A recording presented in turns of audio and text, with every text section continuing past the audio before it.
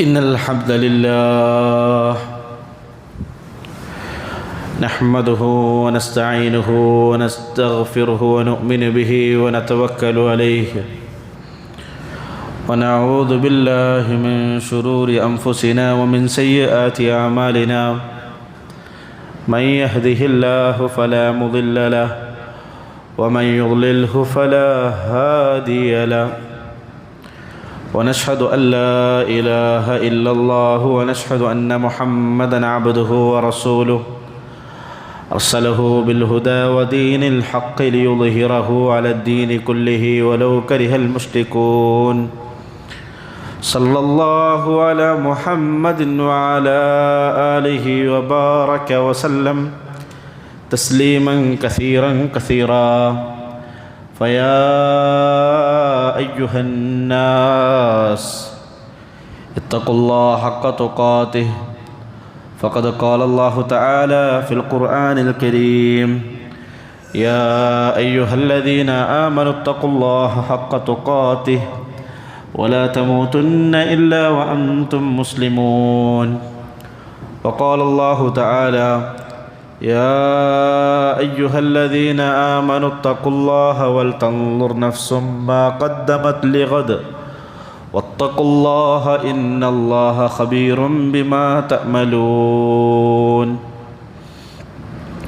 رب اشرح لي صدري ويسر لي أمري واحلل عقدة من لساني يفقهوا قولي وما توفيقي إلا بالله عليه توكلت وإليه أنيب പ്രിയപ്പെട്ട സത്യവിശ്വാസിനികളെ, ജീവിതത്തിൻ്റെ എല്ലാ മേഖലകളിലും റബ്ബ് സുബ്ഹാനഹു വ തആലയെ തഖ്വ ചെയ്ത് സൂക്ഷിച്ച് ജീവിക്കണമേ എന്ന് ഞാൻ ആദ്യമായി എൻ്റെ നഫ്സിനോടും തുടർന്ന് നിങ്ങൾ ഓരോരുത്തരോടും ഓർമ്മപ്പെടുത്തുകയാണ്, വസിയ്യത്ത് ചെയ്യുകയാണ്. അല്ലാഹു സുബ്ഹാനഹു വ തആല അവനെ തഖ്വ ചെയ്ത് ജീവിക്കുന്ന നല്ല അടിയാറുകളുടെ കൂട്ടത്തിൽ നമ്മളെല്ലാം ഉൾപ്പെടുത്തി അനുഗ്രഹിക്കുമാറാകട്ടെ. നമ്മിൽ നിന്ന് വന്നു പോയിട്ടുള്ള ചെറുതും വലുതുമായ എല്ലാ തെറ്റുകുറ്റങ്ങളെയും അല്ലാഹു സുബ്ഹാനഹു വ തആല പുറത്തു മാപ്പാക്കി നൽകുമാറാകട്ടെ. അല്ലാഹുവിൻ്റെ ജന്നാത്തുൽ ഫിർദൗസിൽ മാതാപിതാക്കളോടൊപ്പം ബന്ധുമിത്രാദികളോടൊപ്പം ഭാര്യസന്താനങ്ങളോടൊപ്പം ഹബീബായ റസൂലുള്ളാഹി സ്വല്ലല്ലാഹു അലൈഹി വസല്ലമയോടൊപ്പം ഒരുമിച്ച് കൂടാൻ സാധിക്കുന്ന ഭാഗ്യവാന്മാരായ അടിമകളുടെ കൂട്ടത്തിൽ അള്ളാഹു നമ്മളെല്ലാം ഉൾപ്പെടുത്തി അനുഗ്രഹിക്കുമാറാകട്ടെ. ആമീൻ യാ റബ്ബൽ ആലമീൻ. എൻ്റെ ശബ്ദം ശ്രവിക്കുന്ന പ്രിയം നിറഞ്ഞ സുഹൃത്തുക്കളെ, സഹോദരിമാരെ, അല്ലാഹു സുബ്ഹാനഹു വ തആലയുടെ ഈ ദുനിയാവിൽ പലതരത്തിലുള്ള പ്രശ്നങ്ങളിലൂടെ, പ്രയാസങ്ങളിലൂടെ, ദുഃഖങ്ങളിലൂടെ, നൊമ്പരങ്ങളിലൂടെയാണ് ഞാനും നിങ്ങളുമെല്ലാം കടന്നുപോയിക്കൊണ്ടിരിക്കുന്നത്. നമ്മുടെ എല്ലാവരുടെയും മനസ്സിൽ മറ്റാരും അറിയാതെ നമ്മൾ അടക്കി പിടിച്ചു വെച്ച ഒരുപാട് ദുഃഖങ്ങളുണ്ട്, ഒരുപാട് ആദികളുണ്ട്, ഒരുപാട് വിഷമങ്ങളുണ്ട്. وَاعْلَمُوا أَنَّ اللَّهَ يَعْلَمُ مَا فِي أَنفُسِكُمْ. വിശുദ്ധ ഖുർആനിൻ്റെ വരിയിൽ കൂടി അള്ളാഹു പറഞ്ഞതുപോലെ, വെള്ളിയാഴ്ചകളിൽ ഒരുമിച്ച് കൂടുന്ന നമ്മൾ, പരസ്പരം കണ്ടുമുട്ടുന്ന നമ്മൾ, എൻ്റെ മനസ്സിനുള്ള ദുഃഖങ്ങളും നൊമ്പരങ്ങളും വേദനകളും എന്തൊക്കെയാണെന്ന് നിങ്ങൾക്കറിയുകയില്ല. അടക്കി പിടിച്ചു വെച്ച വാരിയെല്ലുകൾ കൊണ്ട് മൂടപ്പെട്ട നിങ്ങളുടെ ഹൃദയാന്തരങ്ങളിലെ വിഷമങ്ങളും വേദനകളൊന്നും എനിക്കും അറിയുകയില്ല. എല്ലാവരുടെയും വിഷമങ്ങളും വേദനകളും എല്ലാം അറിയുന്നവൻ അവൻ അല്ലാഹുവാണ്. വഅലമൂ, അല്ലയോ മനുഷ്യരെ, നിങ്ങൾ അറിയണം, അന്നല്ലാഹ യഅലമു മാ ഫീ അൻഫുസിക്കും, നിങ്ങളുടെ മനസ്സിൻ്റെ അകത്തുള്ള, നിങ്ങളുടെ ഹൃദയാന്തരത്തിലുള്ള ദുഃഖങ്ങളും വിഷമങ്ങളും പ്രയാസങ്ങളുമെല്ലാം അള്ളാഹുവിനറിയാം.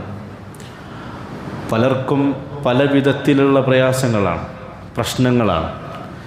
ചിലർക്ക് സാമ്പത്തിക ബുദ്ധിമുട്ടുകളും പ്രയാസങ്ങളാണ്. ആറ്റുനോട്ടു തുടങ്ങിയ ബിസിനസ് പൊളിഞ്ഞു പോയതിൻ്റെ, ലക്ഷങ്ങൾ നഷ്ടപ്പെട്ടു പോയതിൻ്റെ വിഷമാണ്. ചിലർക്ക് വീട്ടിലുണ്ടാവുന്ന അസ്വാരസ്യങ്ങളാണ്. ഉമ്മയും ഭാര്യയും ഒക്കുന്നില്ല, ഭാര്യയും മക്കളും തമ്മിൽ ഒക്കുന്നില്ല, ഞാനും കുട്ടികളും തമ്മിൽ മാനസികമായി ഇണങ്ങുന്നില്ല. വീട്ടിൻ്റെ അകത്ത് എരിപൊരി കൊള്ളുന്ന ഹൃദയങ്ങൾ. മറ്റു ചിലപ്പോൾ അത് കുടുംബത്തിലായിരിക്കും, ബന്ധുമിത്രാദികൾക്കിടയിലായിരിക്കും, അയൽവാസികൾക്കിടയിലായിരിക്കും, ജോലി ചെയ്യുന്ന ഇടത്തിലായിരിക്കും. ഇങ്ങനെ വിവിധങ്ങളായ മേഖലകളിൽ നമ്മളെല്ലാം അടക്കിപ്പിടിച്ചു കൊണ്ടിരിക്കുന്ന പലതരത്തിലുള്ള പ്രശ്നങ്ങളും പ്രയാസങ്ങളുമുണ്ട്. പലപ്പോഴും എല്ലാ വെള്ളിയാഴ്ചകളിലും നിങ്ങളോട് ഖുതുബ പറയുന്ന, നിങ്ങളുടെ മുമ്പിൽ ഖുതുബ പറയാൻ എഴുന്നേറ്റ് നിൽക്കുന്ന ഞാൻ മനസ്സുകൊണ്ട് ആലോചിക്കുന്നൊരു ചിന്തയുണ്ട്. വെള്ളിയാഴ്ച ദിവസം ജുമായുടെ സമയത്ത് അരമണിക്കൂറോളം സമയം എൻ്റെ മുമ്പിൽ നിങ്ങൾ ചെലവഴിക്കുന്നു. ഞാൻ വാള് പറയുന്നു, ഞാൻ ഖുർആൻ പാരായണം ചെയ്യുന്നു. ഒരു പക്ഷേ ഞാൻ ഓതുന്ന ഖുർആൻ ആയത്തുകളോ ഞാൻ പറയുന്ന വാളുകളോ ഒന്നും എൻ്റെ ചെവി കേൾക്കുന്നുണ്ടെങ്കിലും എൻ്റെ ഹൃദയം കേൾക്കുന്നില്ല. നിങ്ങളും ചെവി കൊണ്ട് കേൾക്കുന്നുണ്ടെങ്കിലും നിങ്ങൾക്കും ഹൃദയം കൊണ്ട് കേൾക്കാൻ സാധിക്കുന്നില്ല. കാരണം ഈ കേൾക്കുന്ന ഖുർആൻ ആയത്തുകളോ വാളുകളോ ഒന്നും മനസ്സിലേക്ക് ഇറങ്ങിപ്പോകാൻ പറ്റാത്ത രീതിയിൽ മനസ്സകം നിറയുകയാണ്, മനസ്സകം നീറിപ്പുകയുകയാണ്. മനസ്സിൻ്റെ ഉള്ളിൽ വിഷമം കൊണ്ട് നിറഞ്ഞു നിൽക്കുന്നതാണ്. മനസ്സിൻ്റെ അകത്ത് ഒരുപാട് ബേജാറുകളും ടെൻഷനുകളും പ്രയാസങ്ങളും ദുഃഖങ്ങളും ഒക്കെ ഉണ്ട്. ഇതൊക്കെ നിറഞ്ഞു നിൽക്കുന്ന, പൊട്ടാൻ നിൽക്കുന്ന ഒരു അണുബോംബ് കടക്കെയുള്ള മനസ്സിൻ്റെ അകത്തേക്ക് എങ്ങനെയാണ് ഈ വാള് കയറിപ്പോവുക? എങ്ങനെയാണ് ഈ ഖുർആൻ ആയത്തുകൾ കയറിപ്പോവുക? അവിടെയാണ് എന്തിനാണ് നമ്മുടെ ജുമാ എന്ന് നമ്മൾ ആലോചിക്കേണ്ടത്. എന്തിനാണ് നമ്മുടെ ഖുർആൻ ആയത്ത്? ഖുർആൻ മനസ്സിന് സമാധാനത്തിന് വേണ്ടി ഇറങ്ങിയ അല്ലേ ഖുർആൻ? മുസ്ലിമീങ്ങൾക്ക് മനസ്സിന് ശാന്തിക്ക് വേണ്ടി ഇറങ്ങിയതല്ലേ ഖുർആൻ? നമ്മുടെ നമസ്കാരം നമ്മുടെ മനസ്സിൻ്റെ സമാധാനത്തിന് വേണ്ടിയുള്ളതല്ലേ? നമ്മുടെ ഇബാദത്തുകൾ മനസ്സിൻ്റെ സമാധാനത്തിന് വേണ്ടിയുള്ളതല്ലേ? നമ്മുടെ ഖുതുബകളിൽ, വാളുകളിൽ, നമ്മുടെ ഖുർആൻ പാരായണങ്ങളിൽ, നമ്മുടെ ഇബാദത്തുകളിൽ നമുക്ക് മനസ്സിൻ്റെ ശാന്തി ലഭിക്കുന്നില്ലെങ്കിൽ പിന്നെ ദുനിയാവിൽ എവിടെയാണ് മനുഷ്യന് ശാന്തി ലഭിക്കുക? ഇസ്ലാം എന്ന പദത്തിൻ്റെ അർത്ഥം ശാന്തി, സമാധാനം എന്നാണ്. അസ്ലിമൂ എന്ന് അള്ളാഹു പറഞ്ഞു, നിങ്ങൾ മുസ്ലിം ആവുക എന്ന് നമ്മൾ പറഞ്ഞു. നമ്മൾ മുസ്ലിമായി. മുസ്ലിമായതിൻ്റെ പേരിലുള്ള എല്ലാ ഇബാദത്തും എടുത്തു. പക്ഷേ ആ ഇസ്ലാമിൻ്റെ അകക്കാമ്പായിട്ടുള്ള ശാന്തിയും മനസ്സമാധാനം നമ്മുടെ മനസ്സിൽ നമുക്ക് കിട്ടുന്നില്ലെങ്കിൽ പിന്നെ ലോകത്ത് എവിടെ പോയാലാണ് ഈ ശാന്തിയും സമാധാനം നമുക്ക് കിട്ടുക? അവിടെയാണ് നമ്മൾ വീണ്ടും ഒരു ആലോചന നടത്തേണ്ടത്.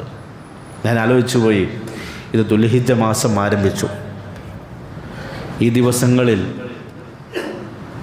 ഈ ദുൽഹിജ്ജയുടെ പകലിരവുകളിൽ വരാൻ പോകുന്ന അറഫ ദിനത്തിൽ, ദുൽഹിജ്ജ 10-ൻ്റെ അന്ന് എന്നും നമ്മൾ പറയാനും കേൾക്കാനും പോകുന്നത് മഹാനായ ഇബ്രാഹിം അലൈഹി ഇസ്ലാമിനെ കുറിച്ചും ഹാജറയും ഇസ്മായിൽ അലൈഹി ഇസ്ലാമിനെ കുറിച്ചൊക്കെയാണ്. ആ കുടുംബത്തിൻ്റെ ചരിത്രം പറയുമ്പോൾ പല പാഠങ്ങളും പല സന്ദേശങ്ങളും നമ്മൾ പറയാറുണ്ട്.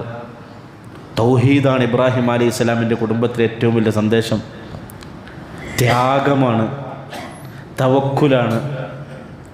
ഉപ്പാന അനുസരിച്ച മകൻ ഇസ്മായിൽ എന്ന് പറയുന്ന മകൻ്റെ ചരിത്രമാണ്.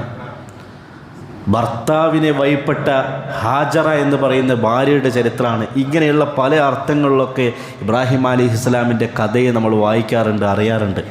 പക്ഷേ അതിനേക്കാളേറെയുപരി പലതരത്തിൽ വിഷമങ്ങളും ദുഃഖങ്ങളും വേദനകളും പ്രയാസങ്ങളും രോഗങ്ങളും എല്ലാം കൊണ്ട് ഇടങ്ങേറാവുന്ന നമ്മളെ സംബന്ധിച്ചിടത്തോളം ഇബ്രാഹിം അലൈഹി ഇസ്ലാമിൻ്റെ കുടുംബം ഒരു പ്രതീക്ഷയാണ്.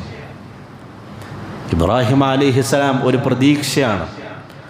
ഹാജറ ഒരു പ്രത്യാശയാണ്. ഇസ്മായിൽ ഒരു ഹോപ്പാണ്. ഹോപ്പ്, സാധാരണഗതി നമ്മൾ പറയേണ്ടത് ഹോപ്പ്, ഒരു പ്രതീക്ഷയാണ്. അല്ലാഹു സുബ്ഹാനഹു വ തആല ഖുർആനിൽ കൂടി നമ്മളെ കേൾപ്പിച്ചില്ലേ, ഇന്ന ഇബ്രാഹിമ കാന ഉമ്മതൻ ഖാനിതൻ ലില്ലാഹി ഹനീഫ വലം യകു മിനൽ മുശ്രികീൻ. ഇബ്രാഹിം അലൈഹിസ്സലാം അദ്ദേഹം ഒരു വ്യക്തിത്വമല്ല, അദ്ദേഹം ഒരു പ്രസ്ഥാനമാണ്. അദ്ദേഹം ഒരു പ്രസ്ഥാനമാണ്. ഖാനിതൻ ലില്ലാഹി ഹനീഫ, പരിപൂർണമായും അള്ളാഹുവിന് വഴിപ്പെട്ട ഇബ്രാഹിം മറ്റാരുടെ മുമ്പിലും വഴിപ്പെട്ടില്ല, മറ്റാരുടെ മുമ്പിലും കൈകൾ ഉയർത്തിയില്ല, മറ്റാരുടെ മുമ്പിലും കൈകൾ നീട്ടില്ല, മറ്റാരുടെ മുമ്പിലും കുമ്പിട്ടില്ല. പരിപൂർണമായും അള്ളാഹുവിൻ്റെ മുമ്പിൽ കുമ്പിട്ട് ഇബ്രാഹിം അലൈഹിസ്സലാം ഒരു പ്രസ്ഥാനമാണ് എന്ന് പറയുമ്പോൾ നമ്മുടെ ജീവിതത്തിൻ്റെ നിഗല മേഖലയിലും ഇബ്രാഹിം അലൈഹിസ്സലാമക്ക് നമുക്ക് മാതൃക കാണാൻ സാധിക്കണം. അങ്ങനെയെങ്കിൽ ജീവിതത്തിൽ പല ടെൻഷൻ അനുഭവിക്കുന്ന നമുക്ക് എങ്ങനെയാണ് ഇബ്രാഹിം അലൈഹിസ്സലാമിൻ്റെ ജീവിതത്തിൽ സമാധാനം കണ്ടെത്താൻ സാധിക്കുക, പ്രതീക്ഷ അറിയാൻ സാധിക്കുക? വിശുദ്ധ ഖുർആനിലെ സൂറത്തുൽ അഹ്കാഫിൻ്റെ അവസാനത്തെ ആയത്തിൽ അള്ളാഹു ഓതി വെക്കുന്നുണ്ട്, ഫസ്ബിർ കമാ സബറ ഉലുൽ അസ്മി മിനർ റുസുലി വലാ തസ്തഅജിൽ ലഹും കഅന്നഹും യൗമ യറൗന മാ യുഅദൂൻ ലം യൽബസു ഇല്ലാ സഅതൻ ഔ നഹാറാ. ഈ ആയത്തുകളെല്ലാം നമ്മുടെ ഹൃദയത്തിൻ്റെ ഭാഷയിൽ നമ്മൾ കേൾക്കണം. നമ്മൾ വിങ്ങിപ്പെട്ടുന്ന ഒരു മനസ്സ് നമുക്കുണ്ട്, പലതരം ടെൻഷനുകൾ കൊണ്ട് വിങ്ങിപ്പെട്ടുന്നൊരു മനസ്സുണ്ട്, ആരോടും പറയാൻ സാധിക്കാത്ത വിഷമങ്ങളുണ്ട്, നമ്മൾ നമ്മുടെ ഭാര്യയോട് മാത്രം പങ്കുവെക്കുന്ന ദുഃഖങ്ങളുണ്ട്. ഇത്തരം വിങ്ങിപ്പൊട്ടുന്ന മനസ്സിൻ്റെ ഭാഷ കൊണ്ട് ഈ ഖുർആൻ ആയത്തിനെ നമ്മൾ കേൾക്കണം. ഫസ്ബിർ, നിങ്ങൾ ക്ഷമിക്കുക. കമാ സബറ ഉലുൽ അസ്മി മിനർ റുസുൽ, മുർസലീങ്ങളിൽ നിന്ന് ഉലുൽ അസ്മുകളായിട്ടുള്ളവർ ക്ഷമിച്ചവരുപോലെ. ഫസ്ബിർ കമാ സബറ ഉലുൽ അസ്മി മിനർ റുസുൽ വലാ തസ്തഅജിൽ ലഹും, നിങ്ങൾ തിരക്ക് കൂട്ടാൻ പാടില്ല, ബേജാറാവരുത്, ഇരുന്ന് പോവരുത്, കരഞ്ഞു പോവരുത്. വലാ തസ്തഅജിൽ ലഹും കഅന്നഹും യൗമ യറൗന മാ യുഅദൂൻ ലം യൽബസു ഇല്ലാ സഅതൻ ഔ നഹാർ. ഈ ദുനിയാവിൽ നമ്മൾ പലതരത്തിലുള്ള പ്രയാസങ്ങളിൽ കൂടി വിഷമങ്ങളിൽ കൂടി പോകും. ഒന്നുമില്ലെങ്കിലും ഏതെങ്കിലും ഒരു രോഗത്തിൻ്റെ പ്രയാസത്തിൽ കൂടിയും എങ്കിലും നമ്മൾ കടന്നു പോകുന്നില്ലേ? സഹിക്കാൻ സാധിക്കാത്ത വേദന, അതിൻ്റെ ദുരിതങ്ങൾ. പക്ഷേ ഇതിൻ്റെ ഒക്കെ ഒടുക്കം മരണത്തിന് ശേഷം ലഭിക്കാൻ പോകുന്ന ഒരു വാഗ്ദാനമുണ്ട്, സ്വർഗത്തിൻ്റെ സന്തോഷങ്ങളുണ്ട്. ആ സന്തോഷം, അള്ളാഹു വാഗ്ദാനം ചെയ്ത സന്തോഷം, ക്ഷമിച്ചാൽ ക്ഷമാലുക്കൾക്ക് ലഭിക്കുന്ന സ്വർഗത്തിലെ സുഖാനുഗ്രഹം, അത് കാണുന്ന സമയത്ത്, ആ സമയത്ത് നമുക്ക് അനുഭവപ്പെടുക ലം യൽബസു ഇല്ലാ സഅതൻ ഔ നഹാർ. ദുനിയാവിൽ നമ്മൾ 60 വർഷക്കാലം കഷ്ടപ്പെട്ടാലും, 40 വർഷക്കാലം ദാരിദ്ര്യം അനുഭവിച്ചാലും, 10 വർഷക്കാലം കിടപ്പ് രോഗിയായിക്കൊണ്ട് ഒരു കിടക്കയിൽ കിടന്നാലും, ഭാര്യയിനാലും മക്കളിനാലും അയൽവാസികളിനാലും കുടുംബക്കാരിനാലും ബന്ധുക്കളിനാലും പ്രിയപ്പെട്ട എല്ലാവരിനാലും ഒറ്റപ്പെടുത്തപ്പെട്ടാലും, കൂടെയുള്ള എല്ലാ ആളുകളും പരിഹസിച്ച് മാറ്റി നിർത്തിയാലും, ഇതെല്ലാം നിസ്സാരമാണെന്ന് തോന്നുന്നൊരു നിമിഷമുണ്ട്. അത് നാളെ അള്ളാഹുവിൻ്റെ സ്വർഗം കാണുന്ന സമയമാണ്. ആ സമയത്ത് ദുനിയാവിൽ എത്ര ടെൻഷൻ അനുഭവിച്ചിട്ടുണ്ടോ, എത്ര പ്രയാസം അനുഭവിച്ചിട്ടുണ്ടോ, അതെല്ലാം സഅതൻ മിൻ നഹാർ, അല്പസമയം മാത്രമാണെന്ന് നമുക്ക് ഫീൽ ചെയ്യും. ദുനിയാവിൽ എന്തെല്ലാം അസുഖങ്ങൾ കൊണ്ട് പ്രയാസപ്പെട്ടിട്ടുണ്ടോ, എന്തൊക്കെ സാമ്പത്തിക പ്രയാസങ്ങൾ കൊണ്ട് നമ്മൾ വിഷമിച്ചിട്ടുണ്ടോ, അതെല്ലാം വളരെ നിസ്സാരമാണെന്ന് നാളെ അള്ളാഹുവിൻ്റെ സ്വർഗം കാണുമ്പോൾ, അള്ളാഹുവിൻ്റെ അടുക്കലുള്ള പ്രതിഫലം കാണുമ്പോൾ മനുഷ്യന് തോന്നും. അതാണ് അള്ളാഹു പറഞ്ഞത്, നിങ്ങൾ ഉലുൽ അസ്മുകൾ ക്ഷമിച്ചതുപോലെ ക്ഷമിക്കുക. ഈ ഭൂമിയിലേക്ക് ലക്ഷക്കണക്കിന് വരുന്ന അമ്പിയാക്കൾ വന്നിട്ടുണ്ട്. എല്ലാ നബിമാരും മുർസലിങ്ങളല്ല. നബിമാർ എന്ന് പറഞ്ഞാൽ അല്ലാഹു സുബ്ഹാനഹു വ തആല പ്രവാചകന്മാരാക്കിയ ആളുകളാണ്. എന്നാൽ ആ പ്രവാചകന്മാരിൽ നിന്ന്, ആ നബിമാരിൽ നിന്ന് അള്ളാഹു പ്രത്യേകമായിട്ട് ശരീഅത്ത് നൽകിയ ആളുകൾക്കാണ് മുർസലീങ്ങൾ എന്ന് പറയുക. ഉദാഹരണത്തിന് മൂസ അലൈഹിസ്സലാം ഒരു റസൂലാണ്, കാരണത്തിന് അദ്ദേഹത്തിന് സ്വന്തമായിട്ടൊരു ശരീഅത്തുണ്ട്. പക്ഷേ മൂസ അലൈഹിസ്സലാമിൻ്റെ കൂടെ ഉണ്ടായിരുന്ന ഹാറൂൻ അലൈഹിസ്സലാം അദ്ദേഹം റസൂലല്ല, അദ്ദേഹം ഒരു നബി മാത്രമാണ്. കാരണം അദ്ദേഹത്തിന് സ്വന്തമായിട്ടൊരു ശരീഅത്തില്ല, ജീവിത വ്യവസ്ഥയില്ല. അദ്ദേഹം മൂസ അലൈഹിസ്സലാമിൻ്റെ ശരീഅത്ത് പിന്തുടരുന്ന ഒരു നബി മാത്രമാണ്. ആയിരക്കണക്കിന് മുർസലീങ്ങൾ ഭൂമിയിലേക്ക് അയക്കപ്പെട്ടിട്ടുണ്ട്. എന്നാൽ ആ മുർസലീങ്ങളിൽ നിന്ന് തെരഞ്ഞെടുക്കപ്പെട്ട 5 പേരാണ് ഉലുൽ അസ്മുകൾ എന്ന് പറഞ്ഞാൽ. ആ ഉലുൽ അസ്മുകളായിട്ടുള്ള നബിമാർ സഹിച്ചതുപോലെ നിങ്ങൾ സഹിക്കുക എന്നാണ് ഖുർആൻ പറയുന്നത്. ആരൊക്കെയാണ് അവർ? നൂഹ് അലൈഹിസ്സലാമിനെ പോലെ, മൂസ അലൈഹിസ്സലാമിനെ പോലെ, ഈസ അലൈഹിസ്സലാമിനെ പോലെ, ഇബ്രാഹിം അലൈഹിസ്സലാമിനെ പോലെയും ഖാതമുൻ നബിയ്യീൻ മുഹമ്മദ് സല്ലല്ലാഹു അലൈഹി വസല്ലമയെ പോലും. എന്താണ് ഇവർ സഹിച്ച കഷ്ടപ്പാട്? 950 വർഷക്കാലം തൻ്റെ ജനതകൾക്കിടയിൽ പ്രബോധന പ്രവർത്തനം നടത്തിയ മനുഷ്യനായിരുന്നു നൂഹ് അലൈഹിസ്സലാം. സൂറത്തു നൂഹ് എന്ന് പറയുന്നൊരു സൂറത്ത് വിശുദ്ധ ഖുർആനിലുണ്ട്. ആ സൂറത്ത് നമ്മൾ വായിക്കുമ്പോൾ ആ സൂറത്തിലുടനീളം നൂഹ് അലൈഹിസ്സലാം എന്ന് പറയുന്ന ഒരു നബിയുടെ പൊട്ടിക്കരച്ചിലുകൾ നമുക്ക് കാണാൻ സാധിക്കും. ഒരു മനുഷ്യൻ്റെ കരഞ്ഞുകൊണ്ടുള്ള വാക്കുകൾ. ഖാല റബ്ബി ഇന്നി ദഅൗതു ഖൗമി ലൈലൻ വനഹാറാ ഫലം യസിദുഹും ദുആഇ ഇല്ലാ ഫിറാറാ. 9 വർഷമല്ല, 950 വർഷക്കാലം ഞാൻ എൻ്റെ ജനതയിൽ പ്രബോധനം നടത്തി, രാവും പകലും പ്രബോധനം നടത്തി. പക്ഷേ എത്ര ഞാൻ അവരെ പ്രബോധനം നടത്തിയിട്ടും അവരെന്നെ വിശ്വസിച്ചില്ല. وإني كلما دعوتهم لتغفر لهم جعلوا أصابعهم في آذانهم واستغشوا ثيابهم وأصروا واستكبروا استكبارا ثم إني دعوتهم جهارا ثم إني أعلنت لهم وأسررت لهم إسرارا. അല്ലാഹുവേ, പ്രബോധനത്തിൻ്റെ എല്ലാ രീതികളും ഞാൻ സ്വീകരിച്ചു. പരസ്യമായി പ്രബോധനം ചെയ്തു, രഹസ്യമായി പ്രബോധനം ചെയ്തു, ഓരോ വ്യക്തികളെ പോയി കണ്ടു, കൂട്ടം കൂട്ടമായി കണ്ടു, പല നാടുകളിൽ കൂടി സഞ്ചരിച്ചു. പക്ഷേ ഞാൻ പ്രബോധനം ചെയ്യുമ്പോഴെല്ലാം എന്നെ അവർ ആട്ടിയോടിച്ചു. അവരവരുടെ ചെവികളിൽ വിരലുകൾ കുത്തിയിറക്കി, അവർ കുപ്പായത്തിൻ്റെ തുണി ഉപയോഗിച്ചുകൊണ്ട് ചെവിയും തലയും മൂടിപ്പിടിച്ച് നീ പറയുന്നത് ഞങ്ങൾ കേൾക്കൂല എന്ന് പറഞ്ഞുകൊണ്ട് നൂഹ് അലൈഹിസ്സലാമിനെ വിരട്ടിയോടിച്ചു. ഒടുക്കം അള്ളാഹു നിയോഗിച്ച ആ കപ്പലിൽ രക്ഷപ്പെടുമ്പോൾ അദ്ദേഹം അവസാനമായി കണ്ട കാഴ്ച അദ്ദേഹത്തിൻ്റെ സ്വന്തം മകൻ ആയക്കടലിൽ മുങ്ങിച്ചാവുന്നതാണ്. സ്വന്തം മകനെ പോലും അദ്ദേഹത്തിൻ്റെ ദീനിൽ കൂടെ കൂട്ടാൻ അദ്ദേഹത്തിന് സാധിച്ചില്ല. ഈ ജീവിതത്തിലുടനീളം പ്രബോധന പ്രവർത്തനത്തിൽ പ്രയാസങ്ങൾ സഹിച്ച നൂഹ് അലൈഹിസ്സലാം ക്ഷമിച്ചതുപോലെ നിങ്ങൾ ക്ഷമിക്കുക എന്നാണ് അള്ളാഹു പറയുന്നത്. മൂസാ അലൈഹിസ്സലാമിൻ്റെ കാര്യം ആലോചിച്ച് നോക്കൂ. എല്ലാ നബിമാരിലും പ്രത്യേകമായി നമ്മൾ കാണുന്നൊരു വസ്തുതയുണ്ട് കേട്ടോ. നമ്മളെല്ലാവരും ജീവിതത്തിൽ ടെൻഷനും പ്രയാസമൊന്നും അനുഭവിക്കാത്തൊരു ടൈം നമുക്ക് ഉണ്ടായിട്ടുണ്ട്. ഇപ്പം വിവാഹം കഴിച്ചതിന് ശേഷം അല്ലെ ബിസിനസ് തുടങ്ങിയതിന് ശേഷം പല ടെൻഷനുണ്ട്. പക്ഷേ ഈ ടെൻഷനൊന്നും ഇല്ലാത്തൊരു സമയം നമുക്കൊക്കെ ഉണ്ടായിരുന്നു. ചൈൽഡ്ഹുഡ്, കുട്ടിക്കാലത്ത് നമ്മൾ ഭയങ്കര ഹാപ്പി ആയിരുന്നു, ഭയങ്കര സന്തോഷമായിരുന്നു. പക്ഷെ ഒരു മനുഷ്യൻ്റെ കുട്ടിക്കാലം പോലും പ്രയാസമാവണമെങ്കിൽ അയാൾ അനാഥനാവണം. പല നബിമാരിലും നമ്മൾ കാണുന്നൊരു വസ്തുത, പല നബിമാരും അനാഥരാണ്. അല്ലെങ്കിൽ മാതാപിതാക്കൾ ഉണ്ടായിട്ടും ചെറുപ്പത്തിൽ തന്നെ അനാഥത്വത്തിൻ്റെ നൊമ്പരം അനുഭവിച്ച ആളുകൾ. റസൂലുള്ളാഹി സ്വല്ലല്ലാഹു അലൈഹി വസല്ലം ഉപ്പയില്ലാതെ ജനിച്ചു. 6 വയസ്സിൽ ഉമ്മ മരണപ്പെട്ടു. ചെറുപ്പത്തിൽ തന്നെ അനാഥത്വത്തിൻ്റെ വേദന അനുഭവിച്ചു. മൂസാ അലൈഹിസ്സലാമിന് ഉമ്മയുണ്ട്, പക്ഷെ ജനിച്ച ഉടനെ തന്നെ ആയക്കടലിലെ നൈൽ നദിയിലേക്ക് ഒരു പെട്ടിയിലാക്കിയിട്ട് ഉമ്മാക്ക് ഒഴുക്കി വിടേണ്ടി വന്നു. ജനിച്ച് വീണ ഉടനെ തന്നെ അനാഥത്തിൻ്റെ നൊമ്പരം അനുഭവിച്ച മൂസാ അലൈഹിസ്സലാം. ഈസാ അലൈഹി ഇസ്ലാമിനെ നോക്കൂ. അദ്ദേഹം ജനിച്ച ഉടനെ തന്നെ കേൾക്കുന്ന വാർത്ത എന്താണെന്ന് അറിയുമോ? സ്വന്തം ഉമ്മ വ്യഭിചാരിയാണെന്നുള്ള വാർത്തയാണ് കേൾക്കുന്നത്. ഉപ്പയില്ലാതെ ജനിച്ച കുട്ടിയാണ് ഈസാ അലൈഹി ഇസ്ലാം. ഈസായെ കയ്യിൽ പിടിച്ചുകൊണ്ട് മറിയം ബനൂ ഇസ്രായേലിലേക്ക് വന്നപ്പോൾ വ്യഭിചാരിണി എന്ന് പറഞ്ഞുകൊണ്ട് യാ ബാഗിയൽ ഖൗം, ഈ ജനതയിലെ വ്യഭിചാരി എന്ന് പറഞ്ഞുകൊണ്ട് മറിയമിനെ നാട്ടുകാർ അപമാനിക്കുന്ന വാക്ക് കേട്ടിട്ടാണ് മൂസ എന്ന് പറയുന്നൊരു കുഞ്ഞിൻ്റെ ശൈശവം, ചൈൽഡ്ഹുഡ് ആരംഭിക്കുന്നത്. ഉപ്പയും ഉമ്മയുമുള്ള നബിയായിരുന്നു യൂസുഫ് അലൈഹിസ്സലാം. പക്ഷേ കുഞ്ഞുനാളിൽ തന്നെ തൻ്റെ സഹോദരങ്ങളിനാൽ കിണറ്റിലേക്ക് എറിയപ്പെട്ടുകൊണ്ട് അനാഥത്തിൻ്റെ കയ്പുനീര് അനുഭവിച്ചവനാണ് യൂസുഫ് അലൈഹിസ്സലാം. ഇബ്രാഹിം അലൈഹിസ്സലാമിന് ഉപ്പക്കും ഉമ്മയുണ്ട്. പക്ഷേ ഈ ഇസ്ലാമിനെ, ഈ ദാവത്തിനെ പ്രബോധനം ചെയ്തതിൻ്റെ പേരിൽ സ്വന്തം വീട്ടിൽ നിന്ന് ഉപ്പ ആട്ടിയോടിച്ചു. ഇങ്ങനെ തൻ്റെ കുഞ്ഞുനാളിൽ തന്നെ, ശൈശവത്തിൽ തന്നെ അനാഥത്വത്തിൻ്റെ കയ്പുനീര് അനുഭവിച്ചവരായിരുന്നു മിക്ക നബിമാരും. പ്രത്യേകിച്ച് ഞാൻ ഈ പറഞ്ഞ ഉലുൽ അസ്മുകൾ. മൂസാ അലൈഹി ഇസ്ലാമിലേക്ക് തന്നെ വരാം. ബനൂ ഇസ്രായേലിലേക്ക് അയക്കപ്പെട്ട നബി ഫിറഔൻ്റെയും കിങ്കരന്മാരുടെയും കൈകളിൽ നിന്ന് പലതരത്തിലുള്ള പീഡനങ്ങളും ക്രൂരതകളും എല്ലാം ഏറ്റുവാങ്ങി. ഒടുക്കം എങ്ങനെയോ ഫിറഔൻ്റെ കയ്യിൽ നിന്ന് രക്ഷപ്പെട്ടു. ബനൂ ഇസ്രായേലെയും കൊണ്ട് ഈജിപ്തിൽ നിന്ന് അദ്ദേഹം ഫലസ്തീനിലേക്ക് പോയി. ഫലസ്തീനിലെത്തിയിട്ട് പോലും അദ്ദേഹത്തിൻ്റെ കൂടെ വിശ്വസിച്ചു വന്ന ബനൂ ഇസ്രായേലുകാർ സ്വന്തം ജനതയിനാൽ പലതരത്തിലുള്ള പീഡനങ്ങൾ അദ്ദേഹം സഹിച്ചത് ഖുർആനിൻ്റെ ആയത്തുകളിൽ കൂടി നമുക്ക് വായിച്ചെടുക്കാൻ സാധിക്കും. ഞാൻ വിശദമായി സംസാരിക്കുന്നില്ല. ഈസാ അലൈഹി ഇസ്ലാമിൻ്റെ ജീവിതത്തിലേക്ക് നോക്കൂ. അദ്ദേഹം മയക്കപ്പെട്ടത് അക്കാലഘട്ടത്തിൽ ജൂത സമൂഹത്തിലേക്കായിരുന്നു. ആ ജൂത സമൂഹം തന്നെയാണ് അദ്ദേഹത്തിൻ്റെ മാതാവിനെ പറ്റി വ്യഭിചാരിണി എന്ന് വിളിച്ച് അദ്ദേഹത്തെ കളിയാക്കിയത്. വ്യഭിചാരിയുടെ മകൻ എന്ന് പറഞ്ഞുകൊണ്ട് ഈസാ അലൈഹിസ്സലാമിനെ മുദ്ര കുത്തിയത്.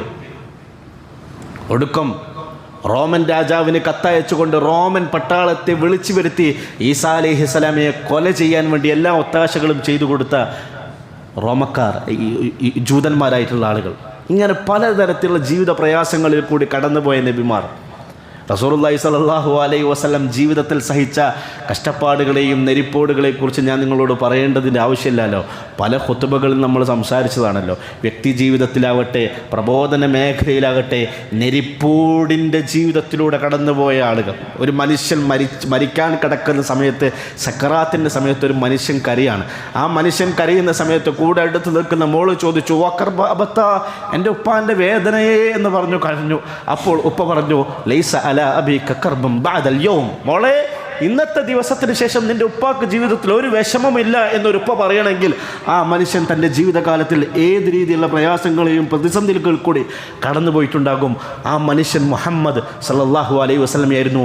ആ മകൾ ഫാത്തിമ റളിയല്ലാഹു അൻഹയായിരുന്നു. ഇബ്രാഹിം അലൈഹിസ്സലാമിലേക്ക് തന്നെ നമുക്ക് മടങ്ങി വരാം.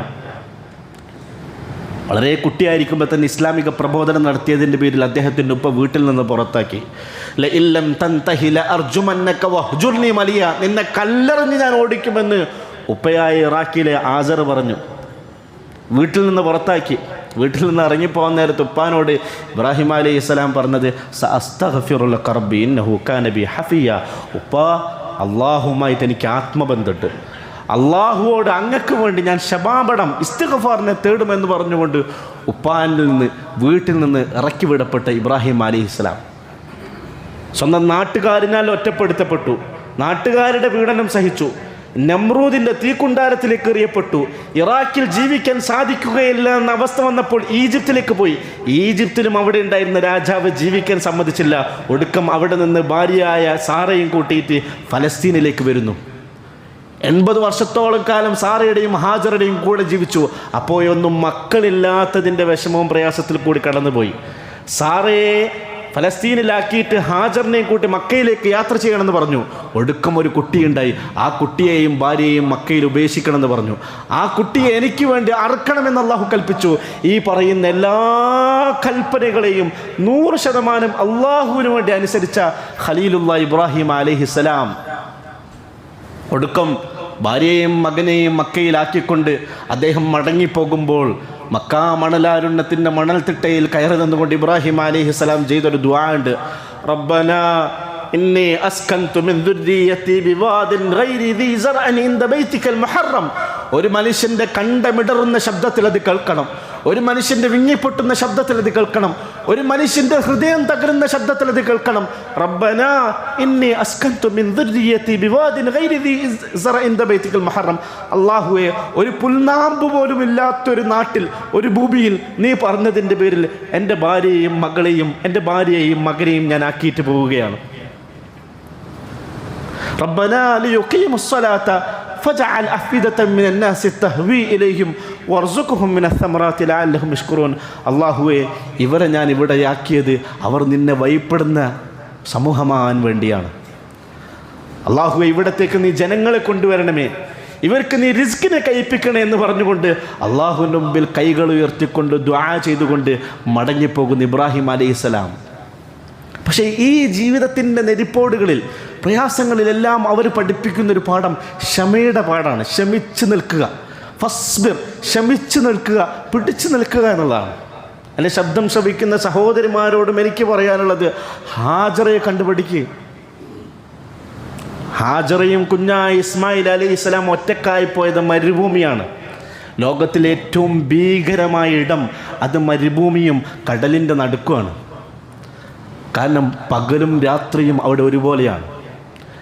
പകലായാൽ സൂര്യൻ ചുട്ടുപൊള്ളുന്ന സമയമായാൽ ഒന്ന് തണൽ കൊള്ളാൻ ഒരിടവും മരുഭൂമിയിൽ ഉണ്ടാവില്ല.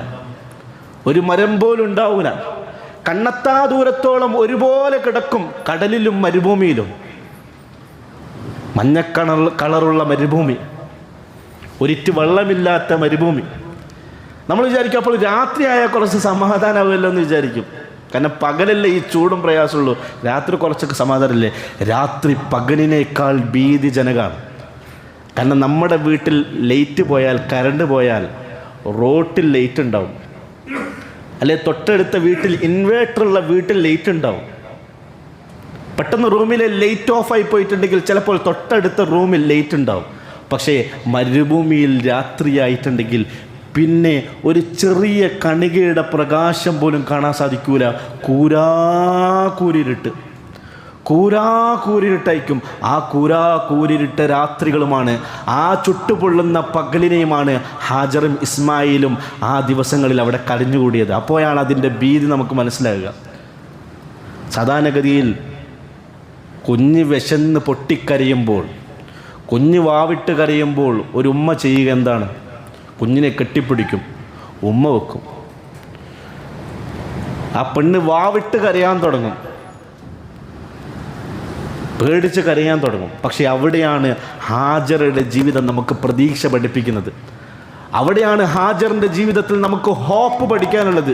ജീവിതത്തിൻ്റെ പ്രതിസന്ധികളിൽ, പ്രതീക്ഷകളിൽ ആ കുഞ്ഞിനെയും കയ്യിൽ പിടിച്ചുകൊണ്ട് ഹാജർ അവിടെ ഇരുന്നില്ല. ഹാജറ വാവിട്ട് കരഞ്ഞ് കുഞ്ഞിനെയും കെട്ടിപ്പിടിച്ച് അവിടെ ഇരുന്നില്ല. ഹാജറ എഴുന്നേറ്റ് ഓടി. ആ ഹാജറയുടെ ഓട്ടമാണ് സഅയ്. ആ സഅയിൽ നിന്നാണ് നമ്മുടെ ജീവിതം പഠിക്കേണ്ടത്. ജീവിതത്തിൻ്റെ ഏത് പ്രതിസന്ധികളിലും പ്രയാസങ്ങളിലും ഇരുന്ന് പോവരുത്. ജീവിതത്തിൻ്റെ ഏത് പ്രതിസന്ധികളിലും പ്രയാസങ്ങളിലും വാവിട്ട് കരഞ്ഞു പോകരുത്. മറിച്ച് ഓടിക്കൊണ്ടേയിരിക്കണം, ഇരുന്ന് പോകരുത്. എത്ര പേര് കളിയാക്കാനും പരിഹസിക്കാനും കുത്തുവാക്ക് പറയാനും ചുറ്റിലുമുണ്ടെങ്കിലും, ആരൊക്കെ ഒറ്റപ്പെടുത്തിയാലും, ആരോരുമില്ലാത്ത മരുഭൂമിയാണെങ്കിൽ പോലും ഞാൻ ഓടുമെന്നുള്ള മനോധൈര്യമാണ് ഹാജറ. സഫയിലേക്കോടി. വല്ല യാത്ര സംഘം ഉണ്ടോയെന്നറിയാൻ ആരുമില്ല. മർവയിലേക്കോടി. വല്ലവരും മർവാ മലയുടെ ചുറ്റുഭാഗത്തോടി കടന്നു പോകുന്നുണ്ടെന്നറിയാൻ അവിടെയില്ല. മർവയിൽ നിൽക്കുന്ന സമയത്ത് വീണ്ടും പ്രതീക്ഷയാണ്, സഫയിൽ ആരെങ്കിലും ഉണ്ടാവുന്നു. സഫാ മലയിലേക്കൂടി അപ്പോഴും പ്രതീക്ഷയാണ്, മർവയിൽ ആരെങ്കിലും ഉണ്ടാവുന്നു. 2 തവണ സഫയിൽ നിന്ന് മർവയിലേക്കും മർവയിൽ നിന്ന് സഫയിലേക്കും മലകൾക്കിടയിൽ ഓടിക്കഴിഞ്ഞ് നമ്മൾ വിചാരിക്കും, നേരത്തെ അവിടെ പോയി നോക്കിയതല്ലേ, ഇനി അവിടെ നോക്കിയിട്ട് ഒരു കാര്യമില്ലെന്ന് നമ്മൾ വിചാരിക്കും, ഇല്ലേ? ഒരു തവണ ആ മലയുടെ മുകളിൽ കയറി നോക്കി, അവിടെ ആരുമില്ല. ഒരു തവണ മർവയുടെ മുകളിൽ കയറി, അവിടെ ആരുമില്ല. ഇനി വെറുതെ എന്തിനാ ഓടുന്നത് എന്ന് വിചാരിച്ചുകൊണ്ട് മനുഷ്യൻ ഇരുന്നു പോകും. അവിടെയാണ് ഒരു പെണ്ണ് ഇരിക്കാതെ ഇടുന്നത്. അവിടെയാണ് 7 തവണ ഒരു പെണ്ണ് ഓടിക്കൊണ്ടേയിരുന്നത്. ഹദീസിൻ്റെ വരികൾ വായിക്കുന്ന സമയത്ത് ഹാജറുടെ മനസ്സ് എത്രമാത്രം പവർഫുള്ളാണെന്ന് നമുക്ക് മനസ്സിലാക്കാൻ സാധിക്കും. 7 തവണ ഓടിക്കഴിഞ്ഞപ്പോൾ ഹാജറ സഫാ മലയുടെ മുകളിലായിരുന്നു. അപ്പോഴാണ് ശബ്ദം കേട്ടത്. അത് ജിബ്രീൽ എന്ന് പറയുന്ന മലക്കിൻ്റെ ശബ്ദമായിരുന്നു. ജിബ്രീൽ അലൈഹിസ്സലാം സംസമിൻ്റെ വെള്ളം ഉറവയെടുക്കാൻ വേണ്ടി ഇസ്മായിൽ അലൈഹിസ്സലാമും ഹാജറയും ഉള്ള സ്ഥലത്തേക്ക് വന്നതായിരുന്നു.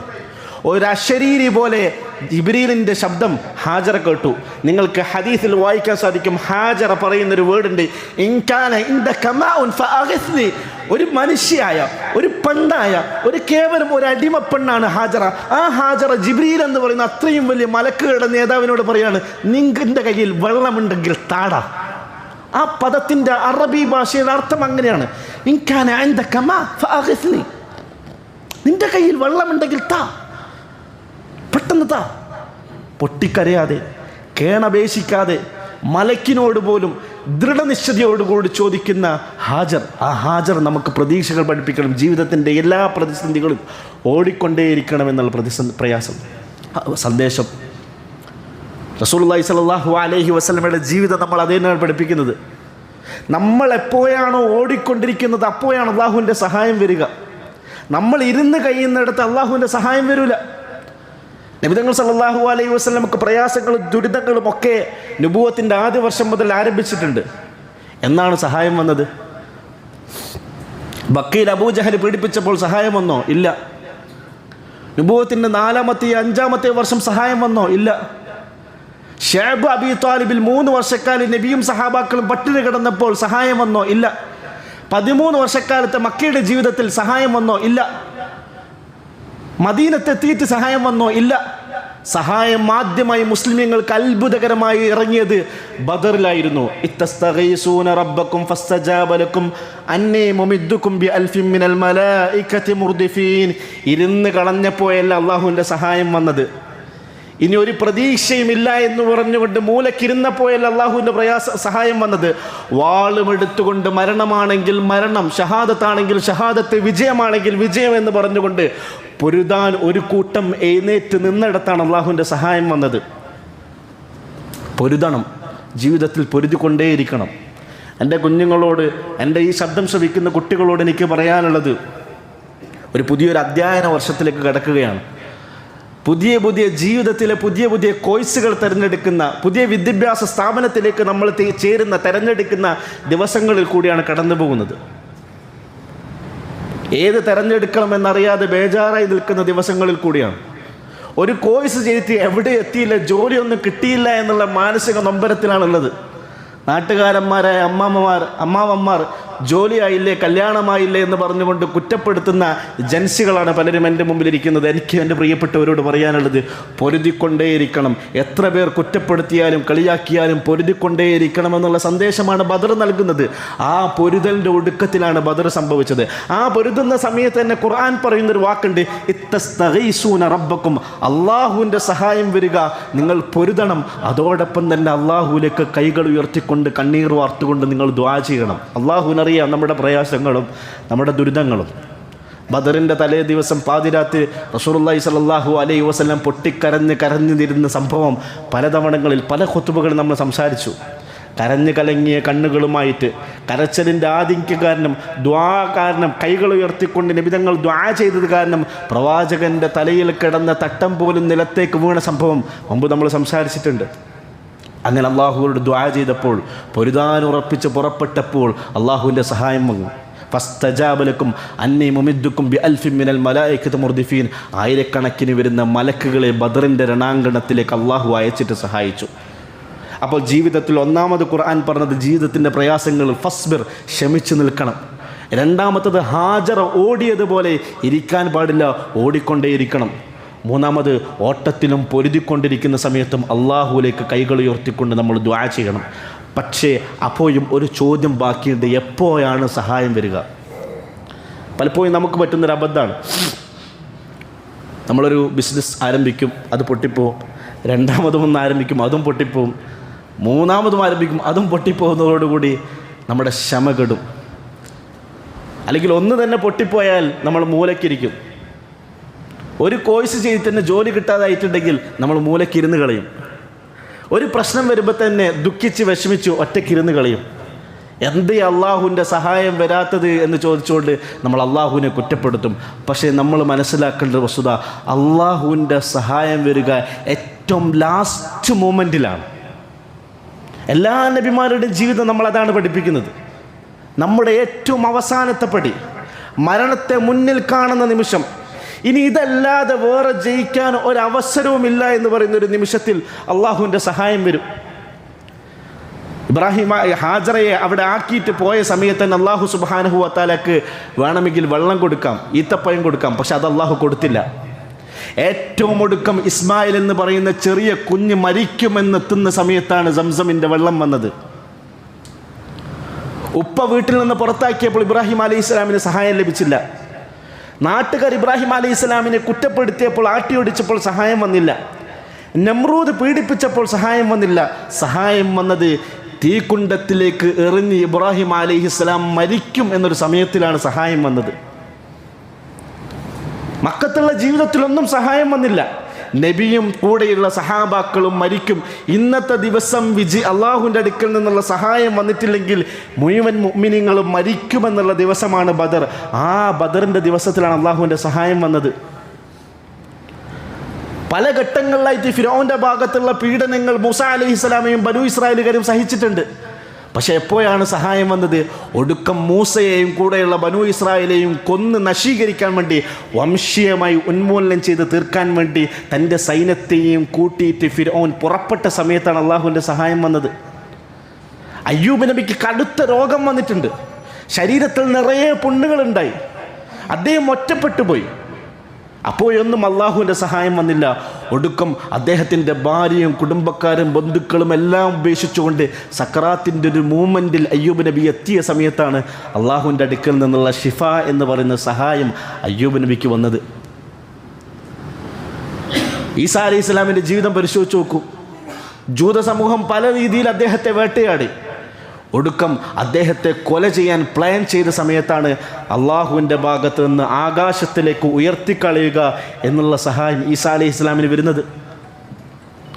യൂസുഫ് അലൈഹി ഇസ്ലാമിൻ്റെ ജീവിതം നിങ്ങൾ നോക്കൂ. ഖുർആനിൽ ഏറ്റവും നല്ല കഥ എന്ന് പറഞ്ഞ യൂസുഫ് അലൈഹി ഇസ്ലാമിനെ പറ്റിയല്ലേ? അഹ്സനുൽ ഖസസ് എന്നാണ് യൂസുഫ് അലൈഹി ഇസ്ലാമിൻ്റെ ജീവിതത്തെ പറ്റി പറഞ്ഞത്. എന്താ മനുഷ്യൻ്റെ കഥ? നല്ലൊരു ഫാമിലിയിൽ ജനിച്ചു. ഇസ്ഹാഖ് അലൈഹി ഇസ്ലാമിൻ്റെ, ഇബ്രാഹിം അലൈഹി ഇസ്ലാമിൻ്റെ, യാക്കൂബ് അലൈഹി ഇസ്ലാമിൻ്റെ സന്താന പരമ്പരയിൽ ജനിച്ച യൂസുഫ്. പക്ഷെ ജീവിതത്തിൽ അദ്ദേഹം കടന്നുപോയ നെരിപ്പോടുകൾ ഏതൊക്കെയായിരുന്നു? സ്വന്തം സഹോദരങ്ങളിനാൽ അദ്ദേഹം കിണറ്റിലേക്ക് എറിയപ്പെട്ടു. ആ കിണറ്റിൽ നിന്ന് എടുത്ത യാത്രാ സംഘം അദ്ദേഹത്തെ അടിമയായിട്ട് ഈജിപ്തിലെ ചന്തയിൽ വിറ്റു. അദ്ദേഹത്തെ വാങ്ങിയത് അബ്ദുൽ അസീസ് എന്ന് പറയുന്ന ഈജിപ്തിലെ ഗവർണറായിരുന്നു. അബ്ദുൽ അസീസിൻ്റെ ഭാര്യയായ സുലൈഖ യൂസുഫ് അലൈഹി ഇസ്ലാമിനെ പറ്റി കള്ളപ്പരാതി പറഞ്ഞു, എന്നെ പീഡിപ്പിച്ചു എന്ന പരാതി പറഞ്ഞു, ജയിലിലടക്കപ്പെട്ടു.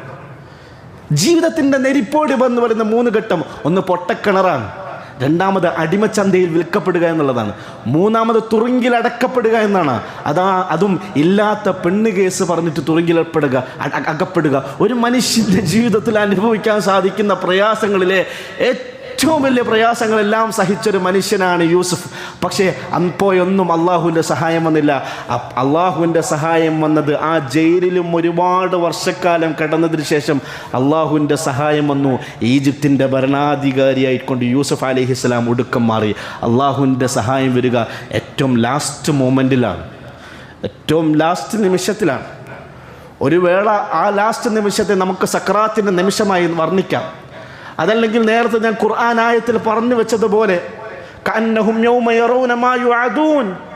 ഈ പ്രയാസങ്ങളും, ദാരിദ്ര്യത്തിൻ്റെ പ്രയാസം ഉണ്ടാവും, രോഗങ്ങളുടെ പ്രയാസം ഉണ്ടാവും, മറ്റ് പല പ്രശ്നങ്ങളും ഞാൻ പറയേണ്ട ആവശ്യമില്ലല്ലോ. നിങ്ങളുടെയും എൻ്റെ എല്ലാം മനസ്സിൽ പലതരത്തിലുള്ള ദുഃഖങ്ങളുണ്ടല്ലോ. ഇതെല്ലാം സഹിച്ചുകൊണ്ട് അള്ളാഹുവിൻ്റെ അടുക്കൽ എത്തുമ്പോഴായിരിക്കും അള്ളാഹുവിൻ്റെ സഹായം ലഭിക്കുക, അള്ളാഹുവിൻ്റെ അടുക്കലുള്ള സന്തോഷം ലഭിക്കുക.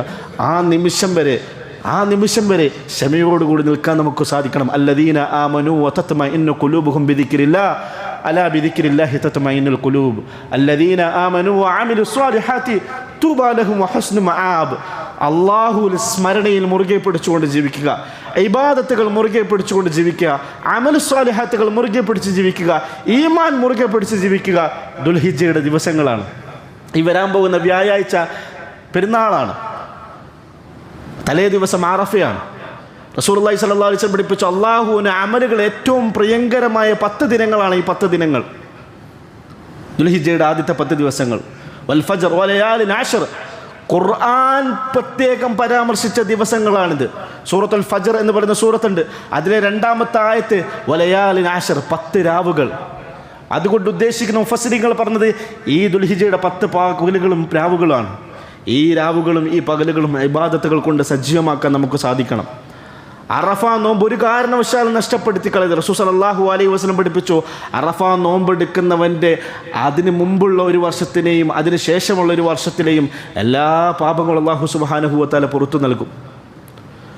അറഫ ദിനത്തിൽ പ്രത്യേകം അമലുകൾ അധികരിപ്പിക്കണം. നബി തങ്ങൾ സല്ലല്ലാഹു അലൈഹി വസല്ലം പഠിപ്പിച്ച മാ മിൻ യൗമിൻ അക്സറു മിൻ അൻ യുഅതിഖല്ലാഹു മിനൻ നാരി ബിൻ യൗമി അറഫ.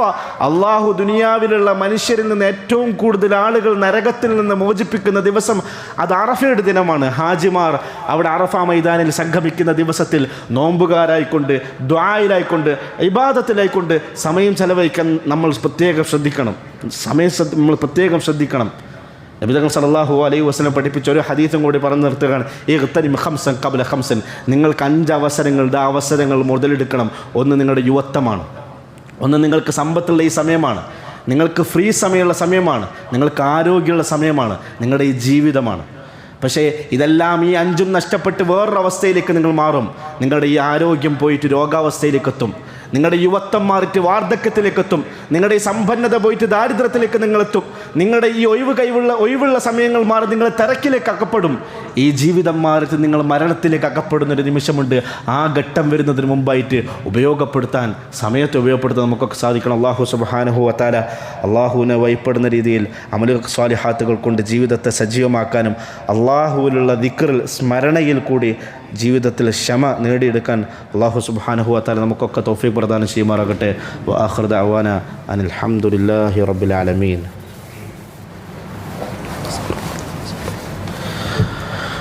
അൽഹംദുലില്ലാഹ്.